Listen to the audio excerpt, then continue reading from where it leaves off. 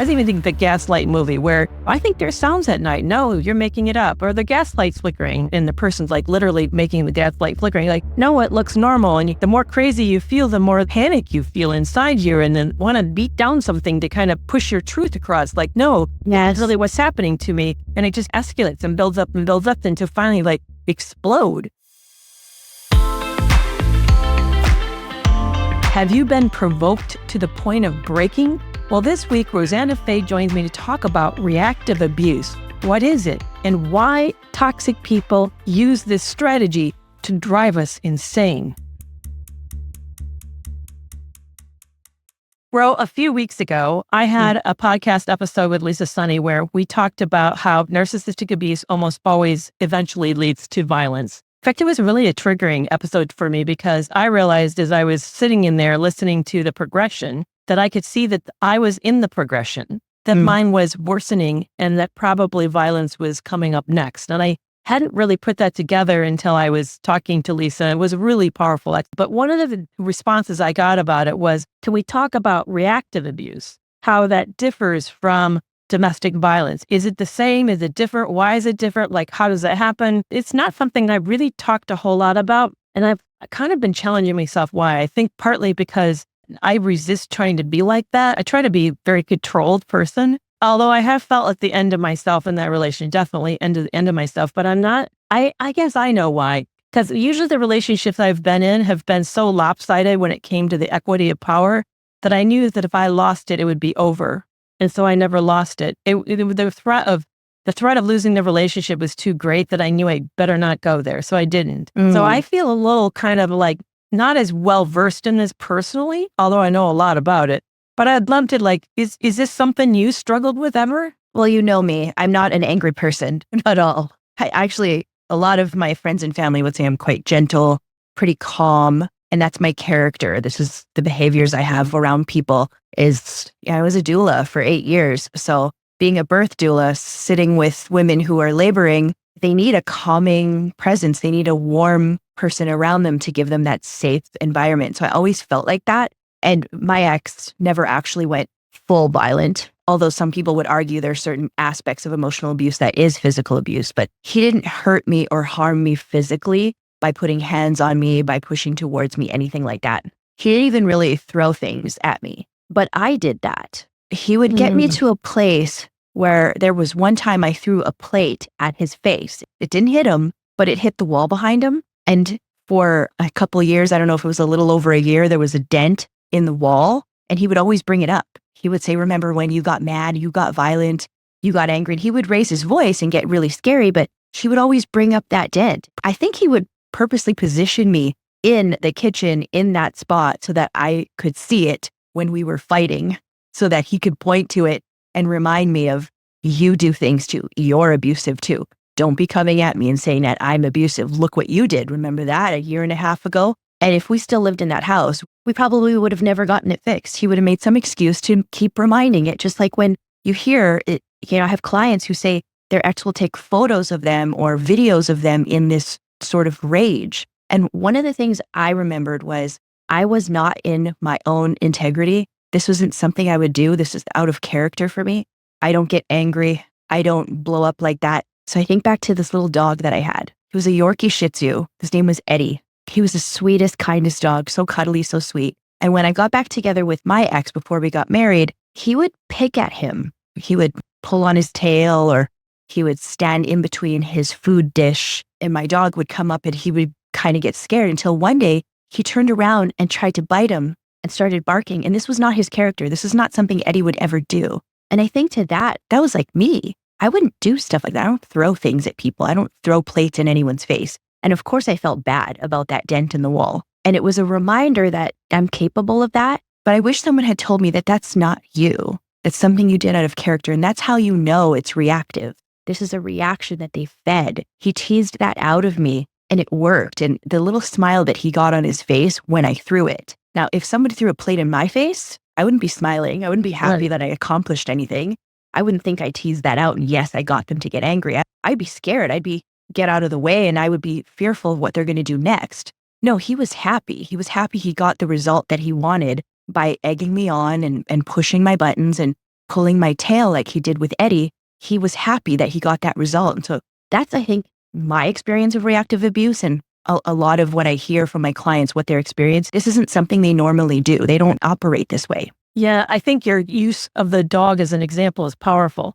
That we have seen people do that. We've seen kids, for example, do that, where they poke at an animal, grab it by the tail, maybe even pick it up by the tail. They'll do weird things to this animal, pull at his hair, pull out the whiskers. And then when the animal like scratches or bites back, we're not surprised. You were deliberately jabbing at this creature, trying to drive a response out of them just to see how far you can irritate them.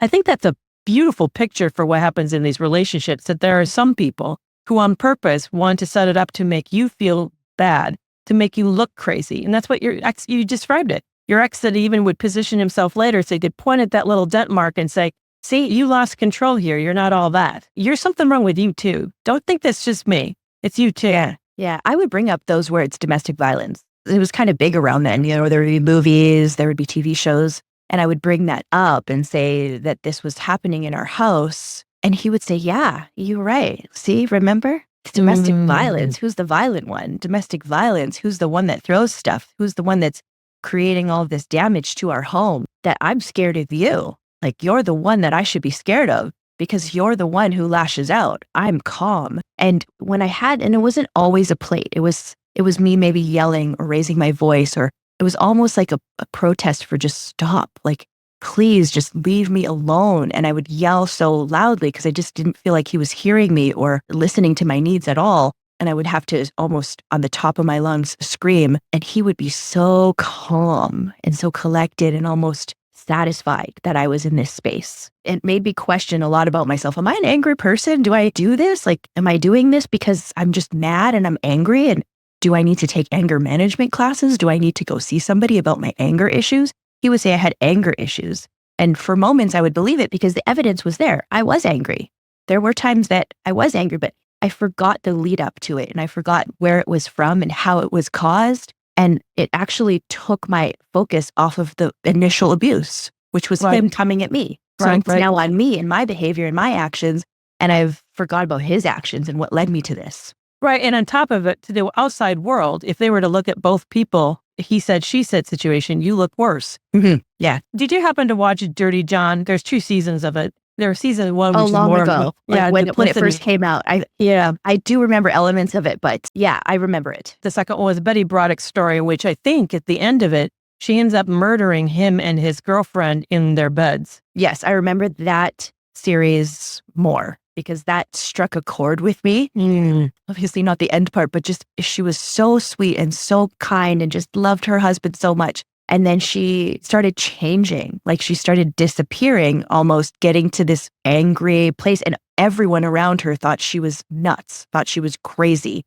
Right. When really she was being set up. I don't remember all the details, but essentially he had a lot of power in the community, enough that he could make it look like she was the crazy one. And basically he was gaslighting the community and gaslighting her, making her feel increasingly crazy, like she had to disprove this. And there was no way to disprove it. So finally, what she thought was her only way to resolve this was to just finish getting him out of her life, get them out of her life. But I think it hit me is what I was listening to you and thinking of that story, that I have a feeling that reactive abuse is a common occurrence when they're in a covertly abusive relationship, when there's a lot of not only coercive control, but there's a lot of covert strategies. I think of passive aggressive strategies, gaslighting, things that make you feel crazy, like your reality doesn't line up. I was even thinking the Gaslight movie where I think there's sounds at night. No, you're making it up. Or the gaslight's flickering and the person's like literally making the gaslight flickering. Like, no, it looks normal. And the more crazy you feel, the more the panic you feel inside you, and then want to beat down something to kind of push your truth across. Like, no, that's really what's happening to me.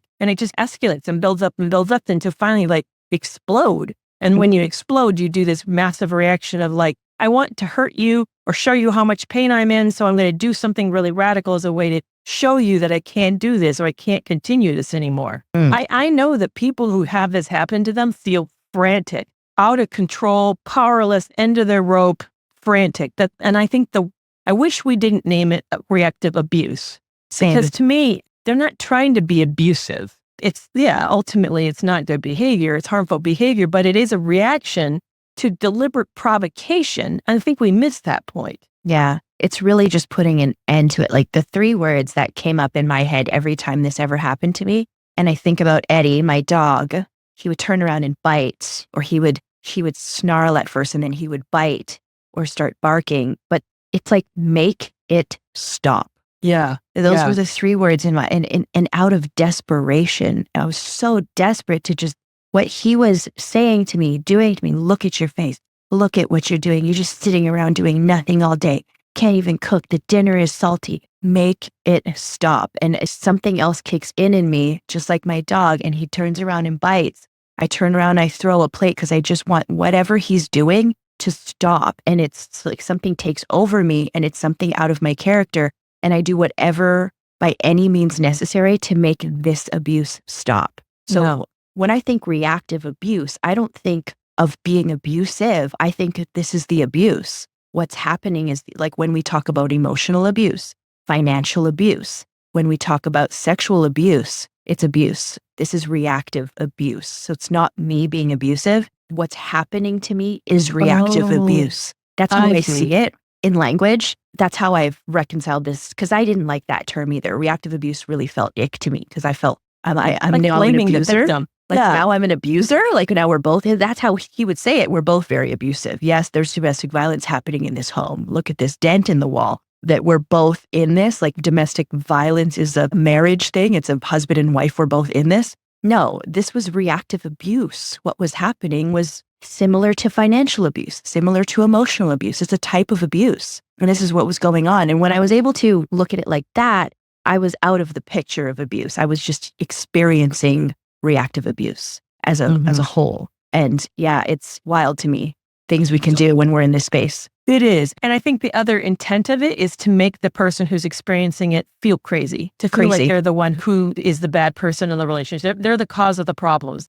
I get it on lives. I'm sure you do too. People approach you and say, how do I know I'm not the problem? They say I'm the problem. So how do I know I'm not the problem? Did you think that you were the problem? Yes. Yeah, absolutely. Okay. Yeah. And that was part of gaslighting that I didn't know then. I know now, but I didn't know then that he was shifting my reality. He was changing things around. He was bringing that up and bringing up a small little bit of evidence that is true, and then build the story around it to change what actually happened, that I just lashed out for no reason, that I just threw a plate because I was mad, that I'm an angry person, that I don't know how to have real conversations when the conversations were just insults towards me and how I run the family. I did start to question, who am I? Am I angry? Do I need help? Am I the problem? And I really did believe I was the problem. It worked. So how did you break out of that so that you knew that you weren't the problem? Because I don't think now, looking back at it, you think, yeah, I was the problem. No, I know you would say, no, like Eddie, he provoked me. I see it now. Now, was I able to break free from that earlier in the marriage? No. How did you get there then? Because you don't see it that way today. There was a moment, and we talked about this in a different conversation about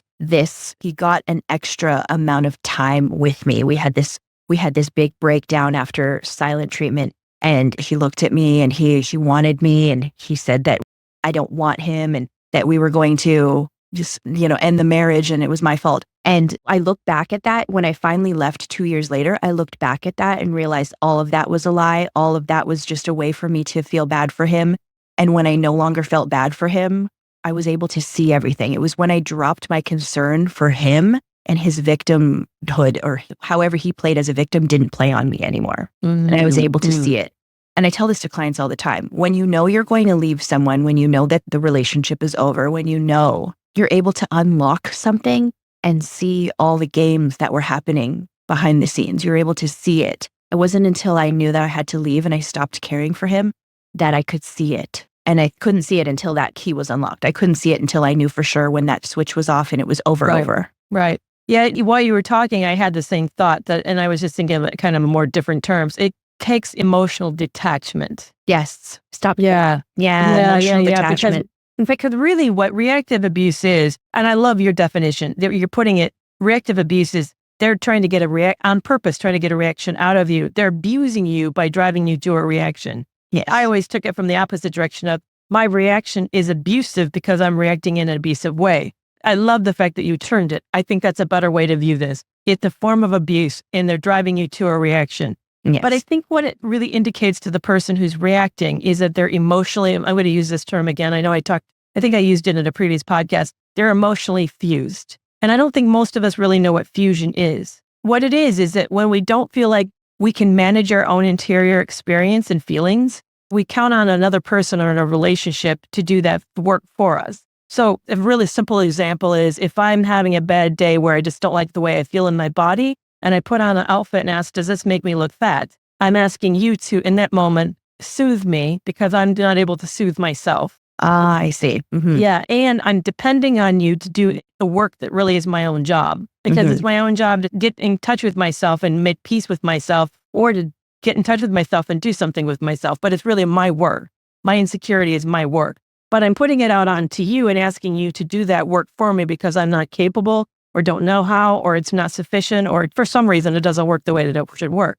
But we all do this all the time with each other. And when the relationships are not as healthy, there's greater emotional fusion. So what happens in these relationships is we often say, I need you to love me, to like me, to accept me, have space for me. I need you to create safety for me because I don't want to do this all for myself. I want it from you too.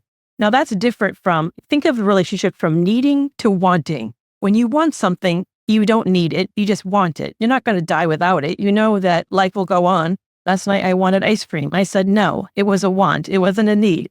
Now, if I had no water for several days and I needed water, my life depends on that. Yes. I need water. So when we get into these relationships, we get into these places psychologically where we need the person. We need them, their approval and their love and their affirmation to validate ourselves because we're not doing such a good job within ourselves to validate them. And I'm going to add another caveat to all of this, in that narcissistically abusive people make us need them. The trauma bond is part of that process in which I'm threatening the relationship constantly so that you feel increasingly afraid of it. So you're going to put more work because you feel increasingly dependent of my approval to stay safe because I've created an environment in which that is necessary. And if you caught on faster, you would never have been in the relationship. But you didn't catch on, and now you've gotten yourself wrapped up into needing my approval because I've made you need it. So I know there's that piece of it. I really hope that comes across. I'm not just saying we're all emotionally insecure, because I'll tell you, I was right there with everybody else. So this is a process that's happened to you. But when you get into these places and they have made you dependent on them, and then they do the provocation with a threat of withdrawal or loss or disapproval or whatever it is, or maybe making you feel crazy, it's deliberately an effort to provoke you and to activate that fear because you feel you need them, and then you react. Yeah. I need you to like me. I need you to approve of me. I need you to think I'm beautiful. And because you're withholding these things from me or deliberately hurting me around these things, then I'm going to hurt you back, or I'm going to just express the end of myself because I'm so frustrated. So I think when we see this, we should say to ourselves, what's happening inside of me? If I'm in this place with this person, that's a high level of dependency. How can I back up so that my need for this person isn't so great? It needs to move towards the direction of wanting them, not needing them. Not needing them. Now, here's a question. Does that need come from them freely giving it to you in the beginning? So me needing him, that need for this connection, that need to save the marriage, he just gave me what I wanted in the beginning. He just freely gave it. And so then I felt I needed it. Yeah, but not without strings attached. Strings. Yeah. Okay. Makes sense. Yeah, because if it was really given unconditionally, it's not unconditional. Then there would have been no threat of lack of safety. You would I don't need to worry about this because this person's so good, so safe, and so present, and so reassuring that even if I blow it or screw it up or whatever, there's space for me because they give me that kind of permission. Makes sense. So it's conditional. Yeah, it was very conditional. But we don't recognize it in the beginning. One of the kind of hallmark indicators that you've met a toxic person is hot and cold. Instead of hot, cold operator, they dose you with lots and lots of gratification and admiration and just think you're really wonderful. And then they deliberately, some way, either disappear, there's a lack of, they pull it. They find a way to pull it. They pull back, or they suddenly go get quiet or get cold, or they literally don't text you, or they go too long in between dates, or there's something that makes you think, ooh, this is... What did I do? Yeah, exactly. And that increases the need. That increases the attachment, kind of the dependency. Yeah, I think that's more what I was going with. That's more what I was experiencing. Yeah, so that dependency, a high level dependency, then makes us very vulnerable to reactive abuse. So I see them as linked. So if anybody's listening and they're really struggling with this, I want you to then take a step back and say, what am I afraid of losing here? What has this person done that make me feel very on thin ice with them, on a very vulnerable edge with them? What can I do to decrease my own vulnerability to that so that I feel a little more stable within myself? And then you're going to feel less out of control.